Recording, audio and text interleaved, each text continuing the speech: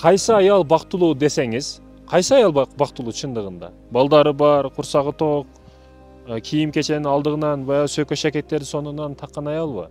Кандай аял бактылуу деген суроонун негизинде жок.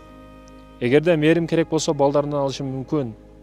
Эгерде бактылуулук керек болсо ата-энесинен алышы мүмкүн. Аял киши барды жокту бардык нерсени башкалардан алышы мүмкүн. Бирок эмне аял кишини өлтүрөт, түп тамыры менен сындырат десеңиз, бул кыянат. Кыянатты аял киши көтөрө албайт эч качан. Себеби дененин өзү турат, ичи жок. Баягы отун сыяктуу болуп калат да. Аял киши кыянатты көтөрө албайт.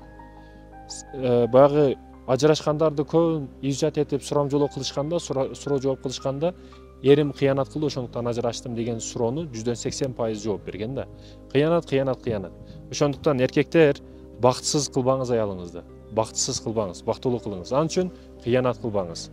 Ал көз маселесинде, ал сөз маселесинде, ал ою маселесинде, пикир маселесинде бул жөнөкөй айтып коюшуңуз мүмкүн. Башка кыз сонун, башка кыздын фигурасы сонун, мындай кыз алдынан өтүп кетип атат, мага тийишип атат деп жөнөкөй сүйлөп коюшуңуз мүмкүн. Тамаша деп эле, бирок тамаша дагы чындыгына жараша болуп, жүрөгүнө баягы канжар болуп сайлат аял кишиге.